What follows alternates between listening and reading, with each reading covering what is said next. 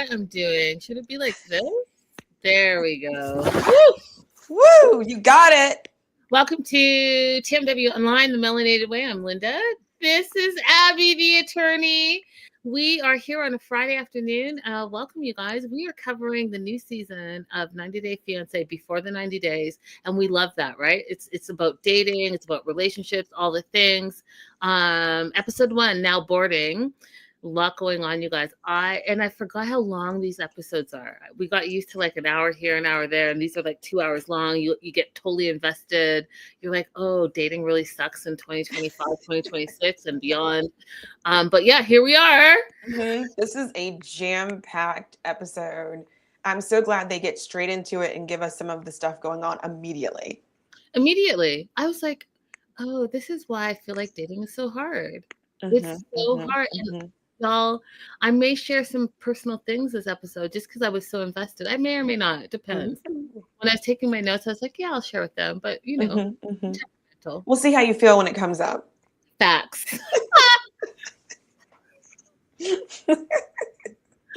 All right. Let's start with the first, and we got some slides to help y'all out. We are going to start with the first couple, Forest 32. And I want to say the Dailies, Oregon. Is it the Dailies or Dallas? I don't know any cities in Oregon, so. I know Portland. Yeah, that's it. That's all I got too is Portland. So we could just pronounce it however you want to. He's from Oregon. And Sheena and his mom, Molly. Okay, so Sheena's 40 from the Philippines. What I did think was interesting here, Abby, is that we don't really see her at all. No pictures of her. Like, we saw pictures of everyone else. So we have a picture of her on the screen here.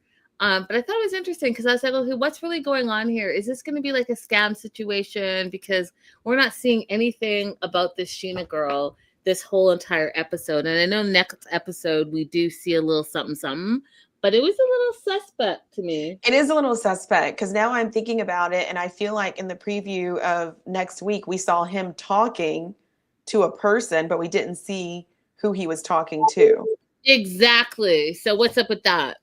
Well, we'll find out. Right. So security cameras everywhere, you guys, in his house, and she watches him 24/7. And he's cooking his breakfast. She's like on the camera saying, don't burn the eggs like last time. And I thought, wow, this is really super creepy. You all like zooming in on you, seeing your every move. Like, what is happening here, Forrest? So you know what I was thinking? What? This is so AI. Like, her presence in his life is like a computer, like a robot, like not a real person, just like everything else in his house. Did you feel that kind of vibe? Yeah, I felt like, oh, this is really a mess already, and I'm only 5 minutes into the episode. Right. I was like, oh Lord, what is happening right now? Like, we cannot be. First of all, I knew something, not that, okay, you guys, this is going to sound wrong, and I don't mean it this way, but I knew like something was different about him. He was too like, you're 32 and what's happening right now, right? So that was my mindset. And now he has a smart home with cameras watching his every move. And as we go through the episode, we find out more and more about him. And I was like, oh, okay. Yeah. I said from the beginning too, I think we're going to find out that he is autistic. Oh, we do find out. Yeah. So sensors, light bulbs, has a girlfriend who has 24 access to everything and all the things about him. And he likes it. It feels like it comforts him, he says. She's always around. So you can imagine like a camera watching you in every situation. Like, I personally wouldn't like that. You know, there's sometimes I come home and I'm probably doing crazy stuff that I don't want someone else seeing. I just don't know. Yeah. They've been dating for 7 years. She's from the Philippines, but they've never met in real life. And you guys, oh God, what are your thoughts on that? Because I just personally feel, and you guys know this from all the years you guys have been watching us, you're not dating if you've never met in real life. You may be entertaining some online situationship, but you're not dating. Right. Well, something happened conflicting in the episode that made me not understand this. Hey, Joslo. Hey, Olivier. Hey, Mitchell. Something happened because originally he said, I've been saving money to go to the Philippines. And I'm like, okay, maybe like that's why you haven't got there in 7 years. But then later on, it was, um, we've been sending money that she's supposed to be saving, and something's happening to that money. So because of this conflicting stories, I don't know why it's been 7 years. So there needs to be more questions about that. I mean, we'll get to it, but like the information is not adding up. Yeah, the math is not mathing. And first of all, what do you do for a job, Forrest? You've been sending money, and we find out later in the episode that this is not the first woman that you've been sending money to abroad. 7 years, you've never met in real life. You have all these weird toys and stuffed animals that represent your pretend kids to your pretend relationship. You guys, I'm trying to be open-minded, but it seems a little weird to me. I watch all the true crime, and listen, this is sounding like a setup to me. Sounds like a setup, and it sounds like this is about to, and the simple fact, like we said at the top of our show, that they don't even show a picture of her. It sounds suspect. Now, we popped up, and I'll put it up one more time. We popped up, this is supposedly her, right? So it looks like they took a picture together. I mean, with AI nowadays, you never know, but that's supposedly them. I don't know. I feel suspect, but he has all these teddy bears, and it's representative of their kids in the future. And y'all, there's at least 10 teddy bears. So what? And I thought, okay, go for it. But we learned a little something later that I'm like, oh, this is why he's being this way. So they have what they call sexy mode on camera, where they have, sexy time online. And after 7 years of this relationship, and I air quote it, and I say that very loose, he's going to go to the Philippines with his mom and his stepdad so they can support him while he meets his 7-year girlfriend for the first time in real life. And I just don't, how do you feel about that? Would you go meet your significant other that you've never met in real life in real time? You're in your 30s with your parents, Abby? Well, I don't have the relationship with my mom that he has with his mom. Love her, but we're not like that. We don't have those kind of conversations. So no. But I would take a friend. Like I would ask a friend, are you comfortable with going? Because I would think if this goes south, if it doesn't end up really being a relationship, then I could still at least visit the country and have my friend there. Yeah, I'm taking a friend. I'm taking a few friends. Definitely not taking my mom, because y'all know my mom is African. That is all that's all I need to say. But they have a very unique relationship, very close, I would suspect. I think that she knows her son, so she's also, in my opinion, over-parenting. But she's taking to him a sex shop, and they give the backstory that when he was 18, the mom and her husband are into all of that stuff. He gets into some of her adult stuff, and that's where she knows he has some curiosity. But 18, who doesn't? And so that was the first time that she brought him so that he could have his own stuff and not be in her stuff, which I just thought was like I would never, and I could never have that relationship nor talk with my family.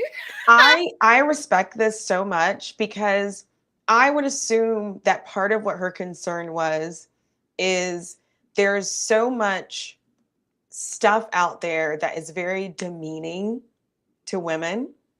And if your son is wanting to be introduced to these kinds of things, let's say these types of corn, some strands are particularly harmful. So her getting in there, and I'm assuming trying to guide him towards the things that are not demeaning towards women, but also satisfy his curiosities, I think is like a good way for a mom to be hands-on.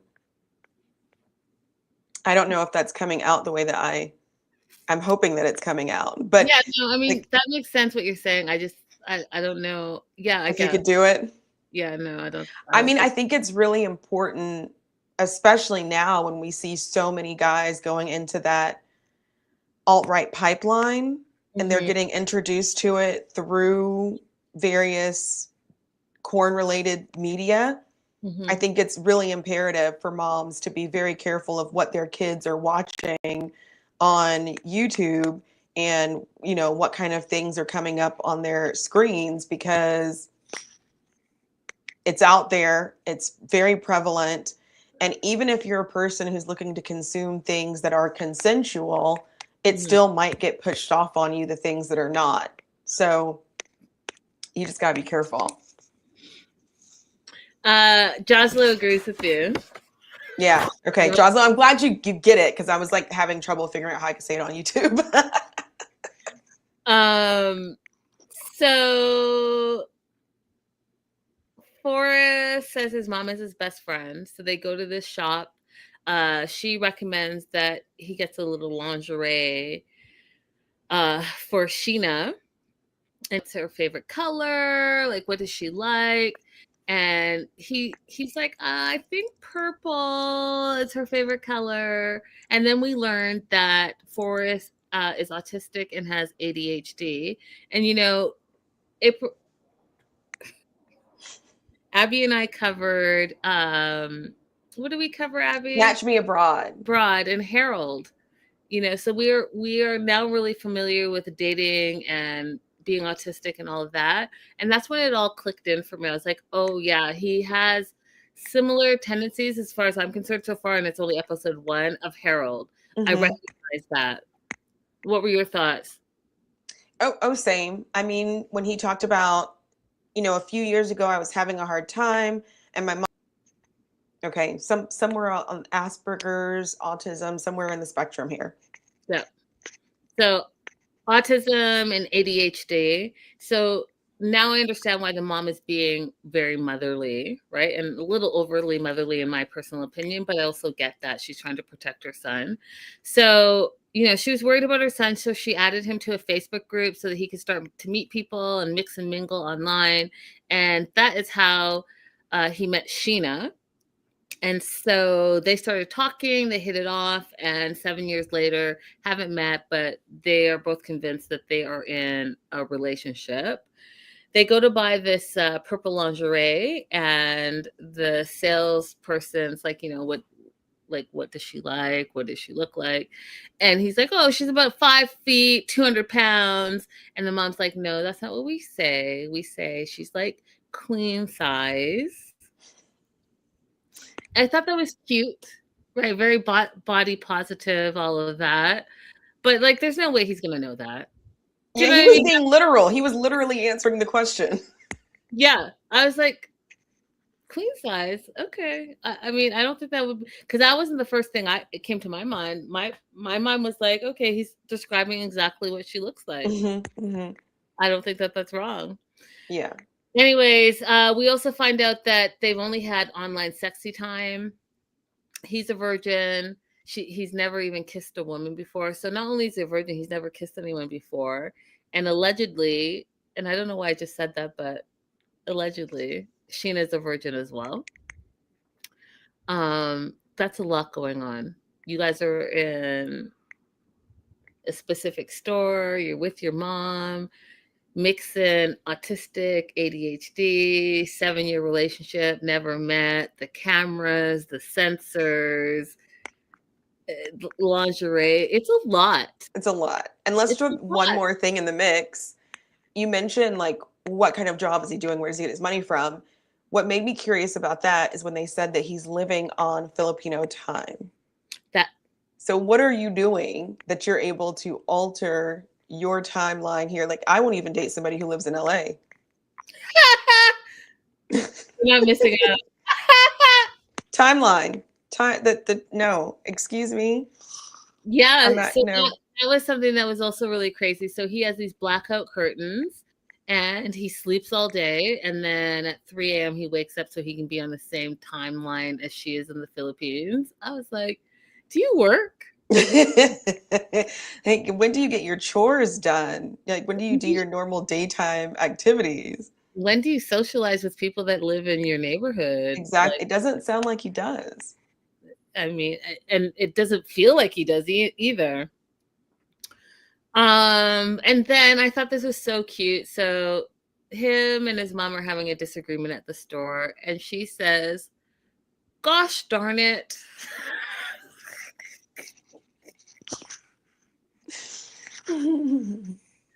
It's something I've never said in my entire life. I had to write it down, but hilarious. Gosh darn it. There's something going on with her parents. The mom thinks that Sheena's dishonest, thinks that the parents are scammers. They, who have never met in real life, Abby, formed a joint bank account where Forrest pours money into for their future, and all of a sudden the money was gone, and Sheena said that her parents stole it. So he reloaded, refunded, and it happened for a second time. And then the mom says, "Boomalarkey." Is that how you say it? I don't even know. Boomalarkey. Because we find out that previously Forrest was scammed by a girl in Indonesia and sent her a bunch of money, finally went to meet her, and things fell apart, and it was a scam. So the mom's worried that he's now being scammed for a third time, and she's not wrong. So Forrest wants to like assert his independency and tells his mom at the store that, oh, by the way, yeah, you and Dev, his stepdad, are coming with me, but I'm going to stay longer because I'm really going to try to work out this 90-day process so I can have Sheena come back with me. And the mom's like, absolutely not. No. When I go, you go. And I feel like that's the right answer. What do you think?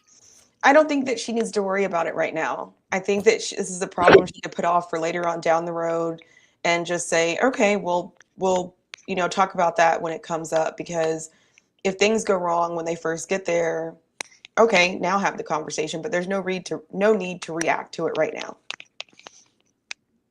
Yeah, but do you not think that it's better to prepare him so that he's not surprised, especially because he's autistic and like it's processes with autism? I think you could talk about it like, okay, so if you're going to stay, what have you told your job? If you're thinking about staying, how are you going to still pay your bills here? Who's going to take care of your cats or any other, things that you have here, your plants? I think you can ask those kind of questions in a And what is your job? Yeah, what is your job? In a preparedness kind of way, but her, absolutely not. No.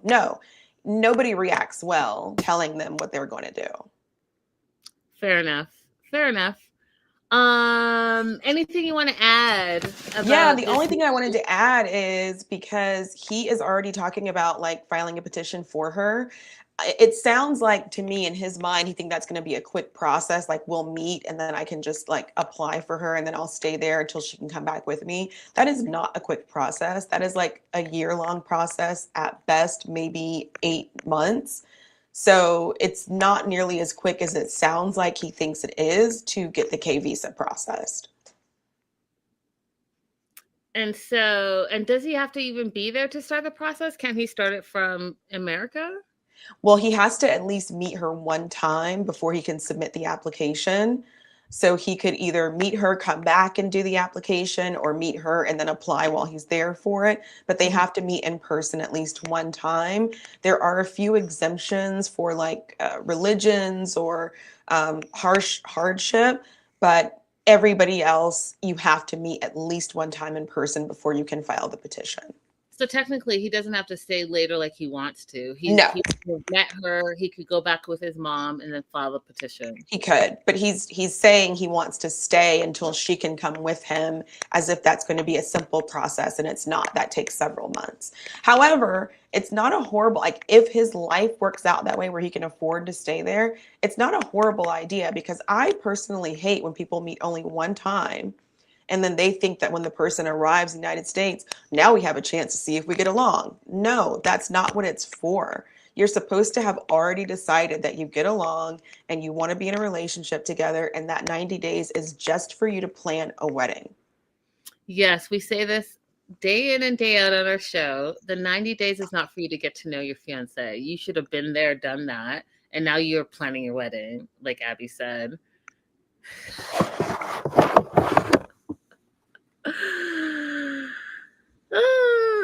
I just want to say the live chat, y'all are entertaining me. Some of the stuff I will never read out loud, but it's very entertaining. Keep it pushing and keep it going. Okay, so let's move on to Emma. Oh, that's not Emma. That's Laura. Emma is this one right here. Emma from Los Angeles, California. 27. And what are your overall thoughts before I get into this, Abby? So Emma is probably just a really nice, lovely person. Unfortunately, incredibly male-centered, and that will be her downfall. What do you mean by she's male-centered? I didn't hear her talk about any hobbies or interests that she has of her own. I didn't hear her talk about any future goals that she has career-wise.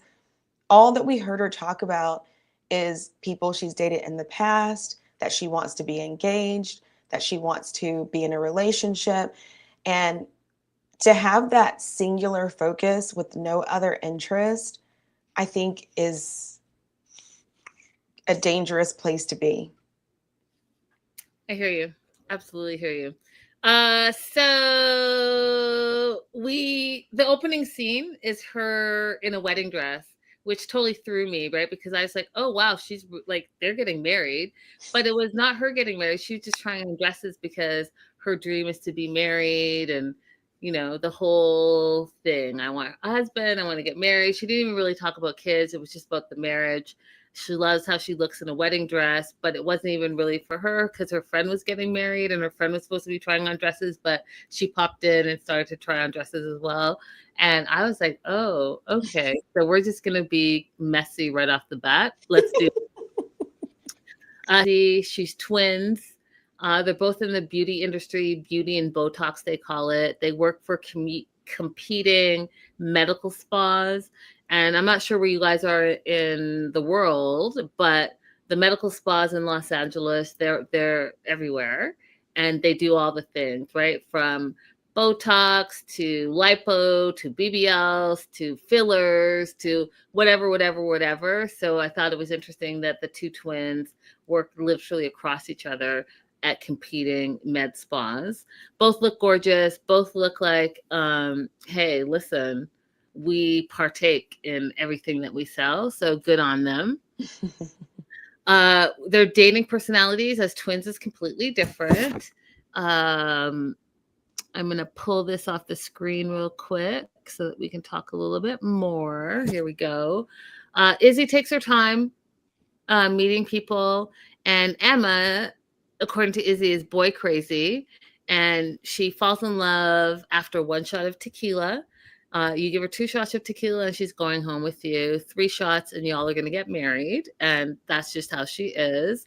And it goes back to what Abby was saying earlier. Like, she, in my opinion, is really consumed with getting a man, catching a man, being with a man, being in a relationship, being married. And that's her full identity. And I find that interesting because she's young, right? Here it says 27. The pictures say 28 because, you know, they filmed last year. So I find it interesting. I find it interesting that young generation is still like, what is your identity as a woman? But I also do think that comes with age, because I also think of when I was like 27 and still finding myself. I wasn't like wrapped up like that because I grew up with all brothers, so I really know how they were and how they are. Right. And I was stuck on travel. Like travel was the love of my life. And so, you find yourself and everyone's a little different. What about you, Abby? Same thing. Really quick, Langston, your mom doesn't want you in here. We're talking about big people things. I love you so much. We can hang out another day, but you gotta get out of the chat, okay, babe? He's Bye, my Langston. he's my good friend's son. Langston's got to go. Adult stuff, adult behaviors, adult talk. Right. So, yeah, Emma, I feel for you, because we actually are growing up in a world that I think wants to create women who are singularly focused, but it's not. I mean, I haven't seen any situations where anyone's benefited behind it. Do you see how many like women grow up to be like wives and stay-at-home moms just to get betrayed by their spouses in the end? And then they have nothing. They haven't spent any time building up a career. They haven't spent any time building up their friendships. They haven't learned any like different kinds of skills. They just end up, 40 plus, with no ability to even hire an attorney to defend them in the divorce. So I don't know, man. Just don't put all your eggs in a man. There's so many other things you can do and be. I say, make sure you know who you are, right? And if your life dream was to have a wedding, get married, be a mom, and stay at home mom, there's really nothing wrong with that, in my opinion. But also know who you are. Like outside of being a mom, who are you? What were your interests before you met your partner? What were the things that made you happy before you met your partner, so that you still have those things as your kids grow and become their own people, and your husband is like, hey, what are you about? And then you're wondering why your marriage is upside down, because you guys had nothing in common and you didn't find out who you were. So find out who you are and know who you are and stand on that. When people say stand on business, stand on business. It's okay to be your own person as well as you can be a stay-at-home mom. You could be a submissive, you could do all the things, but you could still be someone who has their own interests and loves and concerns and opinions. That's fine too. Mm-hmm. That being said, Emma downloaded an international dating app, met Ziad 15 minutes later. They started talking, and bam, boom, within a week, they just were talking about getting married, and they started planning the marriage. They've never met, but they're about to be married. Now, one of the things we find out about Emma, 27, is that she's been down this road before. So her previous ex-fiance is also from Morocco. His name was Mohammed. And that was her first Moroccan boyfriend. And she loved him, but it didn't work out. And I knew this is something that she is thinking is a pattern for her, which, I get, we have a type and we're like, oh, this is going to be my type and I'm going to go for it. And I think this guy's hot and he's Moroccan. So now I'm into Moroccans, and that's what she's doing. And so she's going to marry Ziad, who she's never met in real life. Now, y'all, I've said it before and I'm going to say it again. And this is what I believe. It's not a real relationship if you guys have not spent time in real life. It's not a real relationship even if it's long distance, you've done like a week there and you came back and that person doesn't know your environment. That's not a real relationship. It's not a real relationship if you've gone there for 3 days and that person comes here for 2 days and now you're still in a relationship. It's not. You've gone on holiday. You've seen them for 3 days on holiday. It's going to be amazing, obviously, because you're on holiday. They've come to see you for 2 days, for a weekend. Great. It's going to be amazing because it's all going to be sexy business and great things. And then they're going to go back. But y'all have no real life experiences together. You've never lived together. You've never done day-to-day stuff together. You don't have like the day-to-day stresses. No one's picking up babies. No one's driving to work and it's stuck in traffic. No one's making dinner. Do you even know if they cook? Do you even know what they like to eat? Are you all just going out to dinner and having sexy time? And woo, it's all great and love and roses. And oh my God, I'm in love. Let's get married. So I can't imagine now that you've never met in real life and now you're engaged. What does that even look like? Abby? I don't ask me. I don't. Here she's begging for a ring again. Like, how you poor mouthing for a ring? Jocelyn says, same old story. Yeah, what we're not about to do is any of that. This is, I am about to say, we're 2026, basically. Right. Women, what is happening? There are too many. Listen, dating is trash. I get it, but you just got to put yourself out there and like eventually you weed through the thorns and you'll find someone. But what you're not about to do is forget that you're the prize and now you're begging for rings. You're accepting nonsense behavior. You're committing to people that you've never met in real life. Like, hey, you know what? I had this conversation. I went on this date. This will be the first. You guys are limited to 3 personal things. So I get to choose what they are. So the first personal thing, I went on this date not too long ago, and we had gone on a couple of dates, and he basically wanted to lock it down. He's like, oh, stuff. Are you dating other people? It's like, well, yeah, that's what dating is, right? So to me, dating is you're dating like multiple people until, and I'm not saying you're being sexual with them or intimate with them. I'm saying you're going out on dates and getting to know people, multiple people, until one person, or maybe even 2, I don't know, whatever your preference is, but one person sparks your interest that you want to now be exclusive and only date them and figure out what that is. And then you're in a relationship. That's how I look at dating. Some people look at dating that you only supposed to date one person at a time and figure out what that looks like. So this person was of that mindset. So after 2 dates, you know, he was bothered that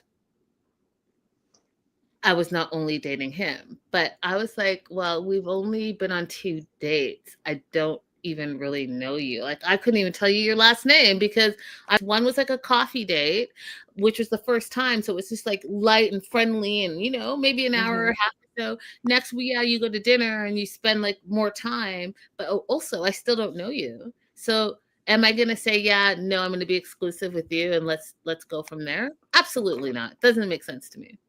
I need to know you could be a crazy killer. And I don't know that. So I should commit to you after 2 small little dates, less than 5 hours together. Stop messing around. He didn't like it. So he literally, Abby gave me an ultimatum. He gave me an ultimatum after 2 dates. That's just the trash taking itself out. You think there was a 3rd date? No. Let me know in the live chat. That would be the question of the day. Y'all think there was a 3rd date? Let me know. Watch the plays. Let me know if there was a 3rd date.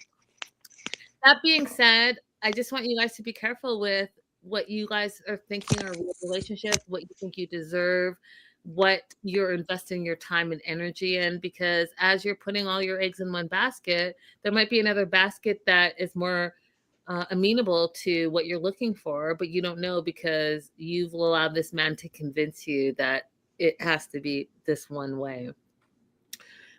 Emma goes to the beach and she's FaceTiming with Ziad. She's going to be flying to Morocco shortly to meet him for the first time.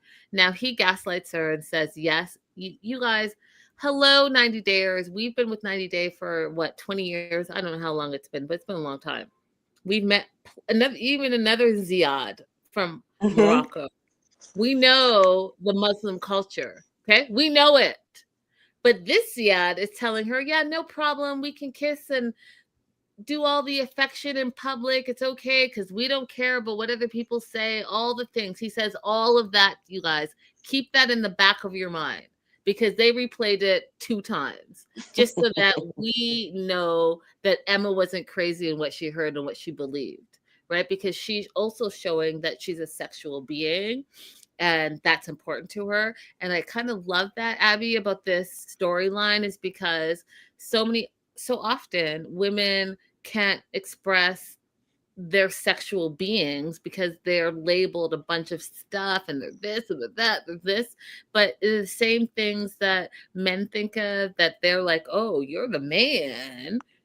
Women get labeled something else. And I love the fact that she's owning up to, hey, listen, I'm 27, I'm in my prime. These are the things that are important to me. These are the things that I want to do. Are you with it or are you not? She's showing exactly what her needs are. She's stating them very clearly. Ziad is agreeing with her. And so that's where we are. Abby, you want to say something? Yeah, and the only criticism I have of Emma with regards to her openness on sexuality and her preferences is that don't turn your nose up to the uncircumcised. Okay, you just have to make sure that the person you're dating has good hygiene. Okay, because we want to move away from mutilation, not towards it. That's it. She also adds that she wants to do everything on night 1. And she sends them sexy nudes, all the things, again, exploring and expressing her sexuality. He has not done any of that, which to me, when she said that, was the first little red flag that was flying for me because he's giving lip service.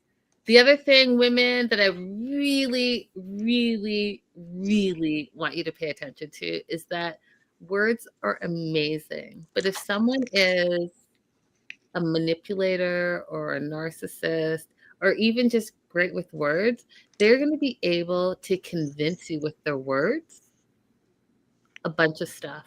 But it's their actions that are going to tell you who they really are. Smiling in your face and saying, yes, oh, yes, baby, we're going to do this. And yes, of course, baby, of course. That is all BS until you see the actions. If the actions don't follow through the words, then they're just talking. And they're talking in the language that you want to hear. So you're not actually really processing. You're just absorbing it because that's what you want to hear. And they know that. So, pay attention to that as well. We get reintroduced to her sister, Izzy, as well as her brother, Zach. And they are reminding us of Muhammad and her engagement and how that whole thing was a mess. And we learn a little bit about their backstory. So she went over to Morocco. They got engaged. And on her way back, she had a funny. And so she went on social media. She saw a message that she didn't like. So this shows her age a little bit as well, as far as I'm concerned. She messaged every girl that he was following because she suspected him of cheating. And turns out, in her opinion, or what she is telling us, is that he had 20 other girlfriends. 20 other girlfriends that he was talking to or dating. And he found out that she messaged all these people in his social media. So he called her, said she was crazy and that he was done. And again, you guys, that just shows me that maybe it wasn't 20 girls, but he was doing something. He got caught and was embarrassed because more than one girl probably reached out to him like, what's happening?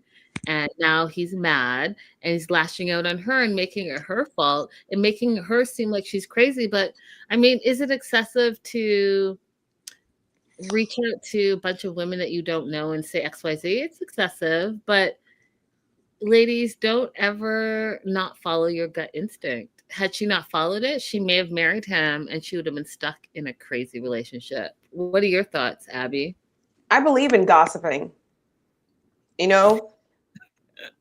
And people, I'm saying people, men in the past, like you can look up past societies where men tried to outlaw gossiping and outlaw women being able to socialize with each other, because they didn't want us to talk about their bad deeds behind their backs. Yeah. So I believe in gossiping. If anybody is dating my ex-husband and they want to come talk to me about it, I got you, girl. I'll tell you stories.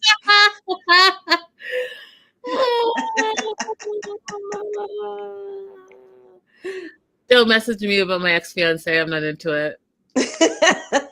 Live on your own. I don't have time for nonsense. Yeah, and I appreciated too the last person that I was dating. I posted a video of us together, and somebody hit me with the "Hey girly." Now she had the wrong person. It was somebody who looked similar to him. It wasn't the right person, but I still told her I appreciate that. I appreciate that you wanted to let me know, but this person is Hispanic. I mean, definitely be a girl's girl, you guys. Be a girl's girl. Don't be a hater. Be a girl's girl for sure. Because, like Abby said, what goes around comes around, and you may need it sometime in the future. Yeah. Let me just reiterate: don't message me. I just want to be very clear about that. I am not interested in hearing anything about anything. Linda says she ain't Barbara nor Shirley. Okay? Nah, nope. You can message me about anybody else, but just not him. That being said, she's gonna go to Morocco. We find out that Ziad, her current boyfriend, future husband, in her opinion, does not know about her ex-fiance Mohammed, doesn't know like anything about that, and so she's gonna want to tell him, or saying that she wants to tell him when she gets there. Her brother thinks that that's just like a terrible idea. We also find out that she got fired from her job, and long story short, her and her work friend were together. The work friend said something that was not HR appropriate to another coworker. HR approached her and said, "Did you know and hear this?" And she should know she wasn't there. And she got fired for withholding information. And so now she has no job. She's about to go to Morocco to meet her fiance that she's never met in real life, who also doesn't know that she's already been to Morocco and has had another Moroccan fiance. So there's a lot going on there that is, not truthful, but here we are. Right. The other thing that drove me crazy that could not be me. Apparently he works at a cafe. He's 27, which, okay, I get. He's finding himself, but he's given her all the excuses already set up that, things are hard in Morocco. So he's expecting her to pay for everything. Listen, y'all, it could not be me. That is not the type of relationship I want. Period. Full stop. If you are the man and we are doing this whole traditional man-woman situation, which I tend to be in those type of relationships because that's in line with my values and beliefs, but that's a whole other story. What I'm not about to do is be paying for you. You are not my child. You're grown. What did you do before you met me? Like, no. Nope. Absolutely not. Absolutely not. Do I need nice things and am I a giving person? Anyone that knows me knows that that's who I am. But what I'm not about to do is sponsor a relationship. That's nope. Nope. Abby? I have so many feelings about this because this is a country where the majority of men, you might meet the, oddball out, but the majority of the men want to have a traditional relationship. And so if they're already asking you for money or telling you that they want you to pay for things, I think the thing that you want to find out, if that's okay with you, I think the thing that you want to find out is this who they are as a person? Do they buck all of the norms in their culture and religion? Or are they only doing it when it comes to me paying for stuff and they still want me to be subservient in every other area? I am not interested in paying for things. But if you're interested if you don't mind paying for things, I think that is the question that you want to get the answer to. Because why would you fund your own subservience? Absolutely not. You were the man, you were courting, you were paying, period, full stop. That's what I believe. I don't Yeah. care about And anything Marrakesh else. is not even that expensive. Like the fact that he's asking her to pay for a place for them to stay, literally, you can get a nice riad for like 14 USD a night. So asking her to pay for everything while she's there is ridiculous, in my opinion. I think that he should just say, this is what kind of place I have booked for us to stay. Is this acceptable for you? Show her what your money can pay for. And if she then says, I don't want to stay there, I'd rather stay at like a hotel with a spa or something, fine. But the fact that he's not even negotiating and just letting her pay for everything. But this is also the danger of being with somebody who's so male centered.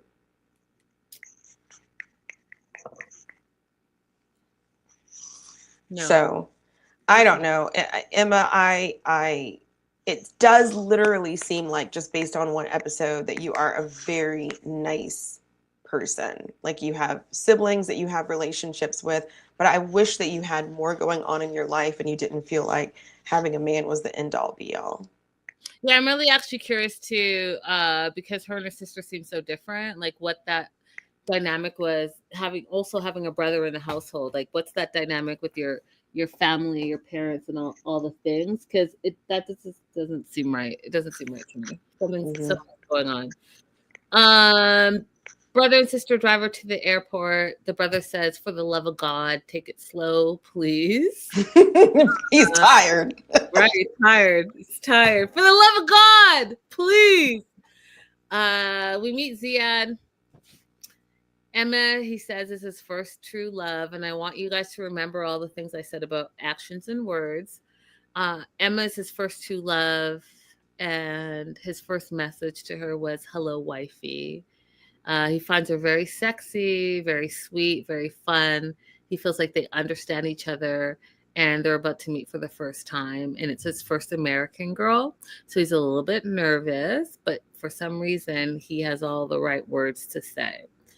That being said, Emma Lenz changes her outfit, and she changes into this very beautiful, sexy dress, which I just thought was interesting for Morocco specifically.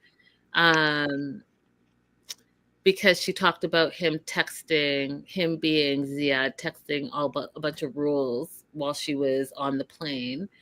And so he's already led her to believe that it's going to be okay to kiss and be affectionate in public. Now she has this sexy outfit on in this very, very culturally conservative country. And he lets her know that, yeah, when you get here, we can't kiss in public. Even though he told her multiple times that he doesn't care what other people think, they can do what they want. And so now all the rules come up, which I have to tell you, Abby, I'm sorry if this sounds stereotypical, but this is not the first time I've seen this situation happen with Moroccan men. They've said a bunch of stuff, then the person gets there in the 90 days, and all of a sudden there are a bunch of different rules than what you've been saying the whole time you've been corresponding. This is not brand new behavior. It seems like that's something that they do. What are your thoughts? And same. We've seen a lot of Moroccan men and Indian men specifically who have vocalized that they think it's okay to say whatever the other person wants to hear, and then tell them later on what the truth is. And they think that there's a difference between a lie versus just waiting until the right time to say something. We've heard them vocalize they think that is completely acceptable. Yeah, fascinating to me. You guys let us know what you think in the live chat or in the replay. Don't forget to like and subscribe, you guys. Like and subscribe. That really helps both of us and my channel, as well as Abby, the attorney's channel. Anything else you want to add before we move on to Laura? That's it. Let's get into Laura. I love her story. I like all of these people. They're very interesting. Okay, so I'm going to let you start then. Overall thoughts on Laura and, well, it's not really Michael, but I'm going to say Laura, Michael, and Burkhan. Laura, Michael, and Burkhan. First of all, I love the way that Laura is living her life. She is doing everything that she's interested in and not wasting any time. And I just really love a well-rounded person like that. Also, super proud of her for the big changes that she made coming out of COVID with respect to changing her health and diet and her activities. I have so much empathy for Michael. I am going to say something critical about him, but I have so much empathy for him. As a kid growing up with a birth defect, you guys know I've already shared that I had major surgery as a kid. So I grew up with, I still have a birth defect. It happened when I was born. I was born breech and I got stuck in the canal, in the birth canal. So they believe that's where all of this came from because I've had problems ever since then. And so I have so much sympathy for him, assuming that we're around the same age. I'm 45. Because growing up with a disability back then, so different from growing up with a disability now. Such a different perspective and how you were treated in school. I'm sure like bullying still exists, but I think that it was super abhorrent around the time that I was a kid. Like super bad, unchecked, and we were just told you need to have thicker skin. So I have so much empathy for him, but I'm also going to be critical of him here in a little bit. But I just love the way that Laura is living her life.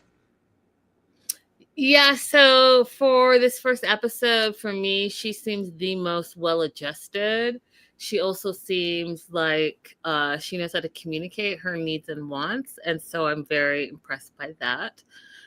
47 from Vancouver, Washington, not to get not to get it twisted with Vancouver, BC, where I'm from. And her BFF, Michael, which we'll get into shortly. She's a 5th grade teacher, loves to talk, loves to communicate. Her friends got her onto AI because she obviously has a lot of questions and all the things. And so now she really has an AI relationship where her day-to-day life, she's talking to AI to get answers to all of her questions and to help her in her day-to-days. And she's into smutty romance novels. She might be a little bit of a writer. She gave us a sample of something that she wrote, and I thought that's absolutely up that whole genre. Mm-hmm. So go ahead, Laura, and work that out. I think you would do well. She got married when she was 21, didn't work out. She's dated, she's been engaged, all the things, but for whatever reasons, nothing has really panned out for her. And then she met Michael, and they met during pickleball. They hang out all the time. They cook together. They hike together. They bike together. They line dance together. They spend every waking minute together. But that's not her boyfriend. That is her best friend. And so while she's been spending all this time with Michael, she went online, met a guy from Turkey, and she is now going to go to Turkey to meet Berkim. And it's confusing. And things are confusing between her and Michael, her best friend, and her going to Turkey to meet who she thinks may be the love of her life, Berkim. Because again, they spend all their time together, and she's like, well, I guess he's just my best friend. And she says that because something happened in the past that I'll get to shortly, but she just friend zoned him. And I wanted to talk a little bit about that before we get into what exactly happened with them. But so if you went on a date, Abby, okay, so let's say you met someone and you went out with them a lot of times, but they weren't showing any romantic interest in you outward. Would you think that they just thought of you as a friend? Yes, I would probably ask directly because that would be my little bit of my tism coming through.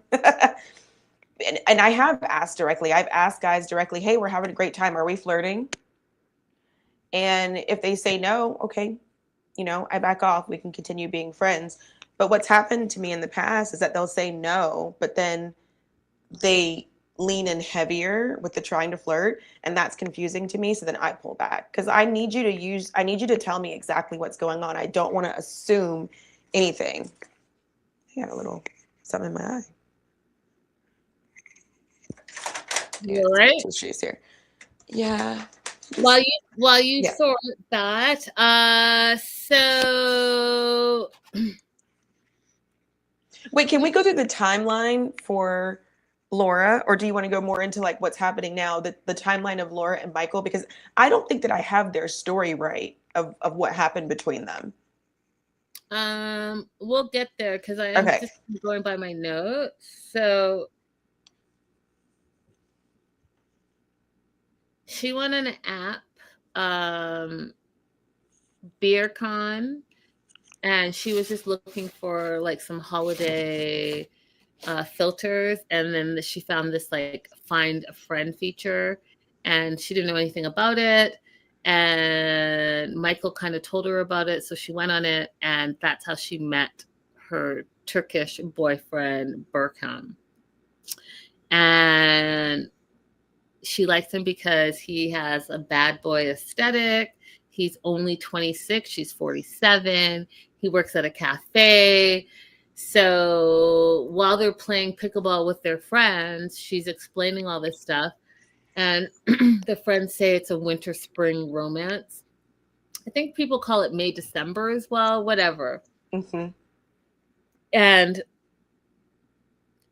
this has now made Laura's relationship with Michael, who we just talked about, who she spends all her time with, which is her best platonic friend, it's made their relationship weird because Laura's leaving for Turkey in a few days, and she and him have not had any type of conversation, even though it's like we're friends, but are we more than friends? Are we not more than friends? Like, what is it? So they're at her place, they're making protein bars. And here's something, this is the second thing I'm going to tell you guys that is personal. Because I said I would do 3. So I'm on number 2, making protein bars. And one of the things that I loved about Laura is that her being so candid and communicative. So during COVID, she said that her weight was out of control. She was 315 pounds, and she lost 140 pounds strictly dieting and exercising in 14 months. And she still has some insecurities about her weight. Now, I can absolutely relate. During the pandemic, I gained a bunch of weight, you guys, so much weight. I couldn't even fit any of my clothes.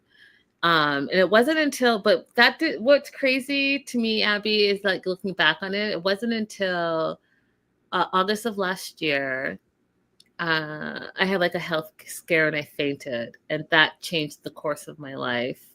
And so I started working on health and fitness since August of 2024. And I haven't lost 100 pounds, but like I've lost like a good 65 pounds, you guys, since COVID. And that is all like health and fitness and walking and proper diet. And I think I've told you guys this before, but during COVID, I was vegan, and I did that raw vegan. If you remember, Abby, I was raw vegan for like a year. And one of the things that my nurse practitioner told me, and I really encourage women specifically, but Black women particularly, because of our iron, because of blood pressure and all of that stuff, it's really important to, before you start any diet, to get a blood test and make sure that that diet is in line with your body, your type, and all the things. Because you may think you're eating healthy, like you would think that, oh, I'm only eating raw vegetables and all the things is super healthy, but it was detrimental to me, my body personally. Right. And so yeah, it's a really important to just like be open and honest with the things that you're going through. And I share this to encourage women, because we are always like under such stress for everything, and all the media and all the things, and a lot of it's not real and all the things, but whatever's going to make you happy and secure and confident in and of yourself, then that's what I support. If that's a nip tuck, if that is, the new thing is the GLP-1s, if it's diet and exercise, if it's not even doing anything and just being happy with how you are, then and be that and own that and be okay with that. Mm-hmm. Because there's too much outside noise that really does affect our securities about who we are as women. So yeah. So that being said, she shares that she's making these protein bars to take with her so she can stay on track while she's away. And this is where Michael and Laura are having some conversations. So she developed feelings for him, but she would never really like pursue it, because when she would, he would push her away. And so it was confusing to her, like, we're close, but are we close platonic close? Are we close romantic close? Because every time I try to like pass the platonic, you push me away. But then his behavior changed as soon as, guess what? Because guys are so like this, there was another man in the picture. So Burkham, her turkey boyfriend, comes in the picture. Now Michael, her best friend who she spends all the time with, is feeling threatened. And so now his behavior has changed. He's been more touchy-feely since she met Burkham, and is like acting like he wants something to become of their friendship. So guess what, Abby? She uses her words and communicates to him. Bravo, Laura. Bravo, Laura. Laura, I love it. Don't be afraid of a confrontation. Like, just say things, guys. Say what you want, say what you need. And if you're with somebody who can vocalize exactly what they want and need, you got to be able to do it back. 100%. Becca, hey, Becca. Becca says her sister-in-law was a militant vegan until she got lymphoma, and now she eats fish and feels better. Yeah, like I said, you guys really know your body and get blood type, because that will really help you in life. Laura says to Michael, what is this? Are we just friends? Is it more than just friends? We have to decide, and you have to pick a way in the direction you want this to go. And she's like, what do you want? Now he answers her question with a question, which always drives me crazy. Mm-hmm. But what do you want? And she's like, well, I want a man who can protect me, who I can rely on, who makes me a priority, who appreciates our relationship. She breaks it down and then says, and by the way, this, if it's going to be something, there's an expiration date, because there's someone else on the sideline that I'm trying to pursue. So if you can't make a decision, just know that the decision is going to be made for you, because this is going to expire.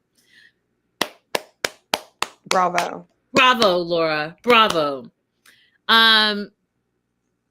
He says to her response to the things that she wants, the protection, priority, he says, that's what you deserve.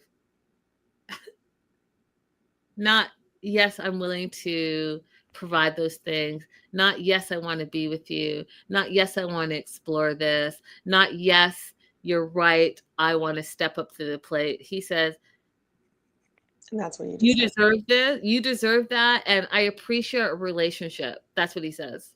And he starts crying. And if you see my notes, you see no in all caps there, you guys. No. No. Now, I appreciate the fact that he is being a little vulnerable and tells us about his birth defect and the fact that he's been rejected a lot in life. So he rejects people before they reject him. But you're a grown-ass man now. This should have been worked through. There should have been therapy through that. Obviously, Laura is not looking at you like that, because she spends every waking minute with you. So any birth defect, she's not looking at that. She loves you as a person. She actually was making first moves to be with you romantically, and you're putting up walls and not using your words. And now she's met someone else, and now you want to step up to the plate, but you haven't done any work. So you're gonna take her off her destiny so that she can be with you, just to F it up because you haven't done the back work on yourself. That makes no sense to me. It makes no sense to me. You have to deal with that trauma.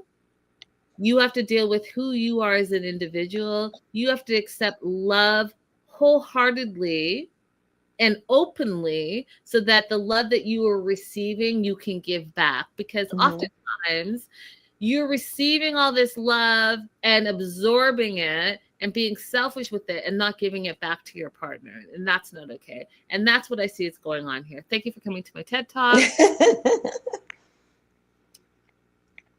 Laura deserves to be fully loved. Michael, you deserve to be fully loved as well, but you need to deal with your childhood trauma. And from what I've seen in this episode, you have yet to do that. You haven't.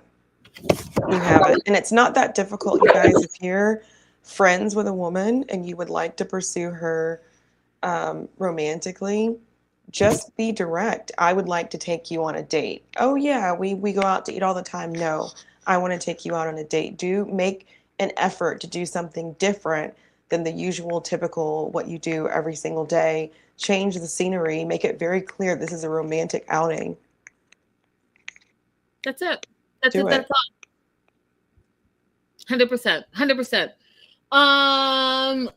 Last couple we meet, which is by far not all the couples, but the last couple we meet is Rick, which I'll pop him on stage right here, who's 52 from California, Los Angeles, our second Los Angeles participant, and Trisha, who is 25 from Madagascar. I'm going to go ahead and let you say your overall thoughts first. So someone got on to me when I did a little overview introducing all of the couples on TikTok. I said, oh, I hope they work out. They're cute together, right? And somebody was like, you hope they work out? That's a crazy age difference. There shouldn't be a 52-year-old dating a 25-year-old. And so I went back and looked at it and was like, oh God, you're right. Why did I accidentally just rooted for everyone black without looking at anything further? So yeah, their age difference is an issue. It's even more of an issue because we learned that Rick has 3 adult children. You should not have adult children dating someone who's in the same age as your adult children. So that is already an issue. They also have one of Linda's 5 things that you always are supposed to like hash out when you're trying to be in a relationship with somebody. They already have one of those issues glaring, just red flag blowing in the wind.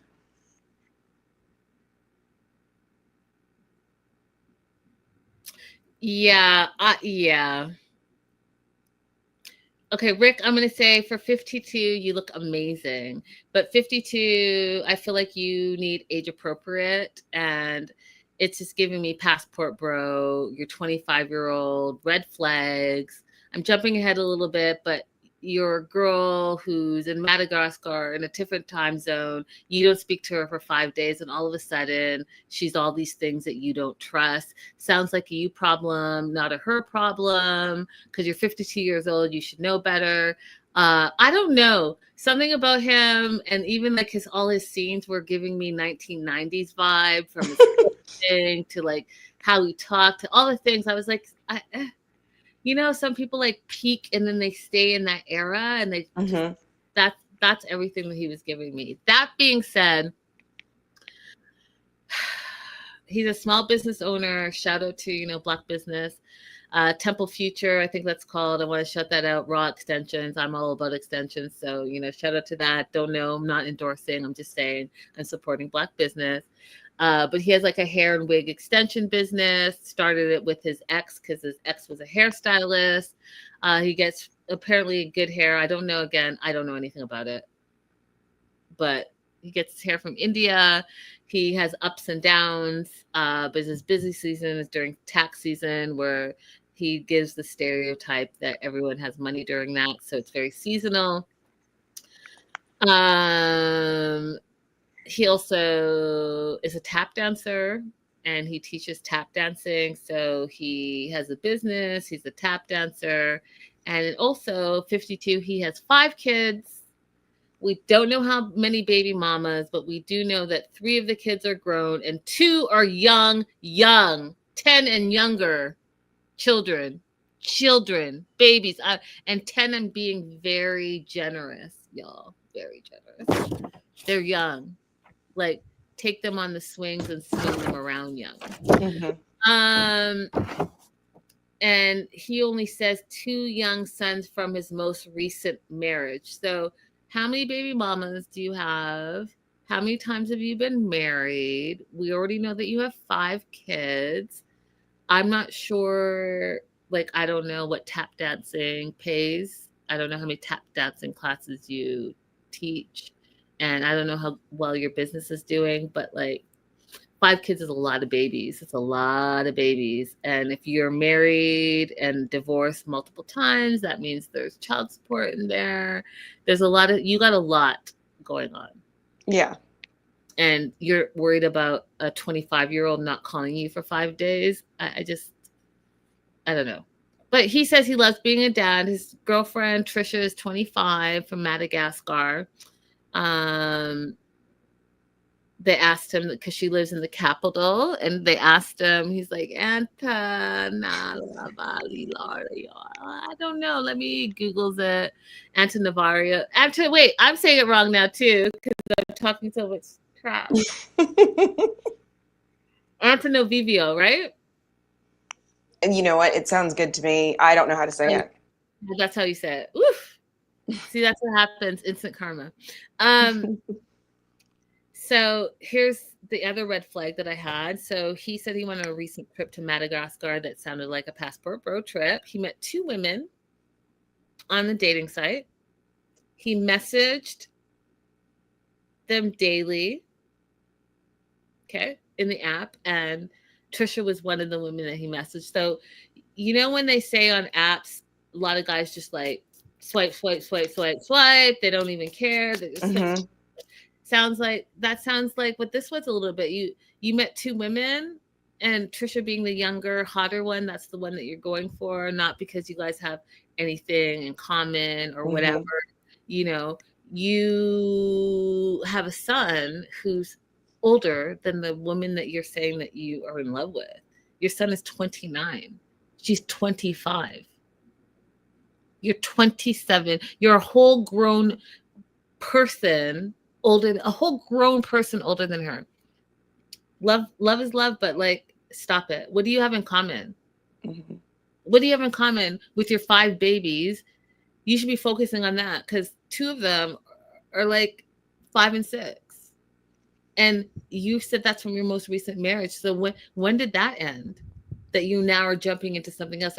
Like y'all, I have too many questions. What is really going on here? What is really going on here? So I had the same questions you had, plus one more, which was,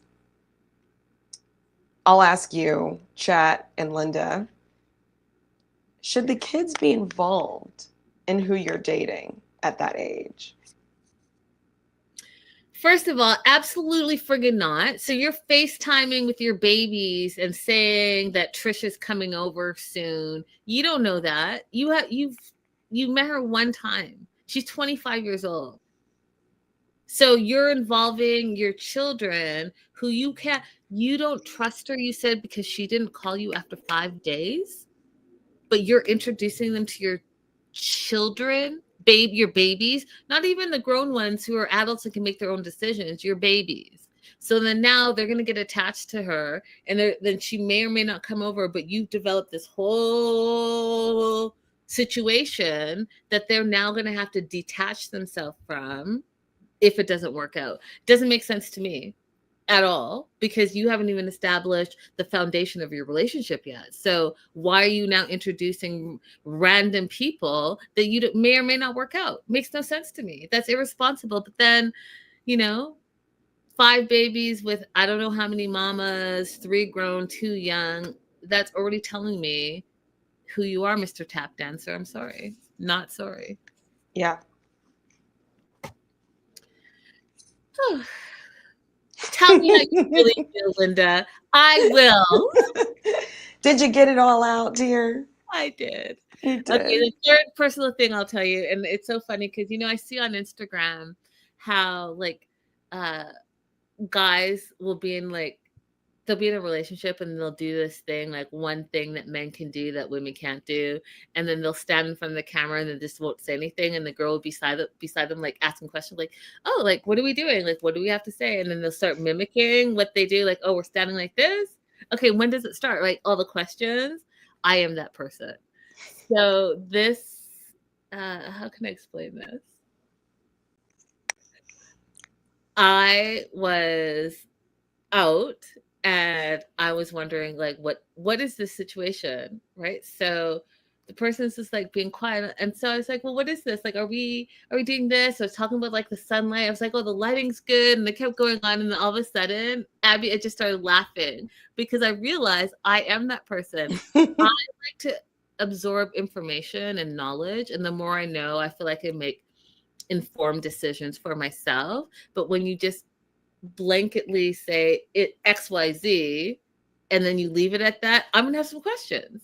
And you like to know that. Look how much I talk right now. So I was doing all this talking and then I just bursted out laughing because I was realizing, oh, we're doing this thing where it's like, can you just not talk? Right. Well, I used to say that I'm not really a ride or die because I have questions. So that's probably the same thing. Like, I need to know what are we doing this for? What are we standing up for? Like in my younger years, a girlfriend came into my parents' house and was like, "Put your boots on. We're going to fight this girl right now." And I was like, I have questions. Facts. Yeah. So Rick goes over to his sister's house. So it's Mika, her sister, Isaac, his brother-in-law, Dougie, his son, who's 29, older than his girlfriend, Trisha, who's 25, alleged girlfriend, and Doug, his dad. They're all like having barbecue, talking about Trisha and the 5 days that he wasn't able to get a hold of her. And the excuses that he said that she gave was that she was dealing with the police, and then her motorcycle got stolen, and her ex-boyfriend got picked up for robbing someone. So he didn't hear from her 5 days. His words, she ghosted him. And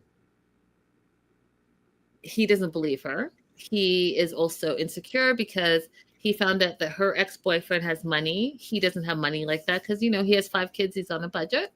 And so now, instead of dealing with his own insecurities about providing and money and having a bunch of babies and a bunch of baby mamas, he's flipping it on her, saying she's hiding something, which I absolutely could not stand.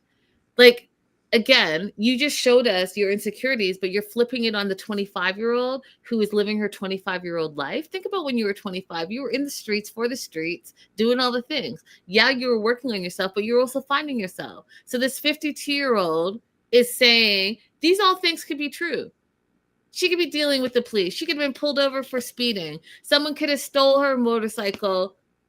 That could have happened. She could be dating a bad boy who, yes, is robbing and thieving and now is in prison, but she likes him because he's a bad boy. All of those things could be true. Why is she now the problem?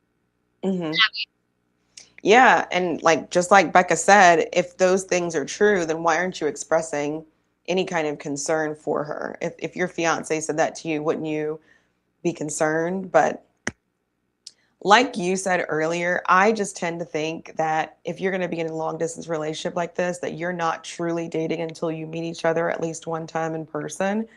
So if she was dating somebody else during that time, like somebody was visiting her during that time, I just think that's her business. Y'all haven't met in person yet. How can you make her be exclusive with you?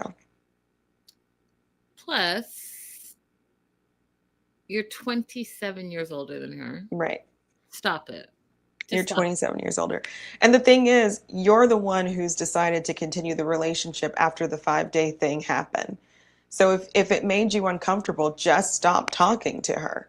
That part. But instead, you're continuing the relationship and then bringing the issue up constantly. Just don't do it. It's like when you go to therapy, when you have one partner who is unfaithful, right? And you go to therapy, one of the things they tell you is that there's going to come a point where you can't keep asking questions about this. Are you okay? Like, if you're going to continue the relationship, you have to accept that at some point you can't keep bringing this up and asking questions about it or trying to throw it in their face. If you can't do that, then exit the relationship. Yeah, I mean, if you're looking for the trophy, expect the trophy. Stop messing around. Right. Period. Full stop. All right, I have one last question before we wrap it up for this episode. So they're over at the sister's house, and the dad says something super interesting. And just as a Black Canadian, born and raised in Canada, I come across this oftentimes in America. The dad says, "Are you even Black if you don't know how to play dominoes?" Abby, could you answer that, please? I am a disgrace because I cannot play dominoes. But here's the thing. Nobody teaches you how.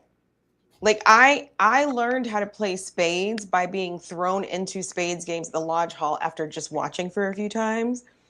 Like I've watched my dad and my uncles and cousins play dominoes so many times, and maybe it's just a part of like the dyslexia. I don't get it. But nobody will sit down and teach you how to play. So here's the thing. As a Black girl from Canada, we didn't grow up with dominoes. I don't know anything about dominoes. And here's the thing. In Los Angeles, no one will teach you dominoes. They'll be at a table all playing dominoes. Hey, I would love to learn. No one's going to teach you. You want to go on YouTube and say, hey, show me the directions on how to play dominoes. No one's going to properly teach you. I don't know what it is. It's like, hey, you should just know it, but no one wants to take the time to teach you. It's very catch-22-ish. And I'm just trying to say, if you guys are watching, do you know how to play dominoes? And would you teach someone who didn't know how to play dominoes how to play dominoes? Or are you just being a snobby 2x4? I'd like to know. I'd like to know. Because what you're not about to say is, oh, Linda, you're Canadian, that's why. No, I see y'all slamming the things, shaking it around. And if I'm going to be honest, hold on. I'm going to put this like this.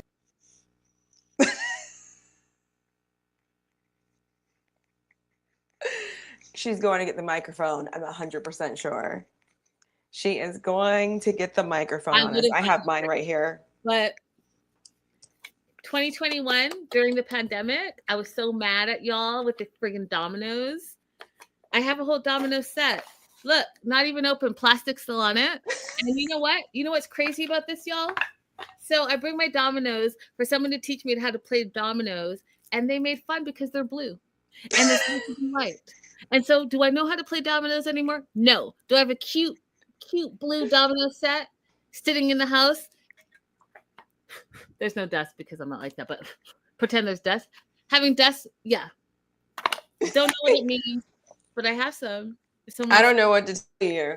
I don't know what to tell you because I never learned dominoes. But if I wasn't just like a kid at the lodge hall, I would have not learned how to play spades. Well, I didn't learn how to play spades. It was just, we need a fourth player. You get in. And I just had to figure it out. Someone wants to teach me. Let me know.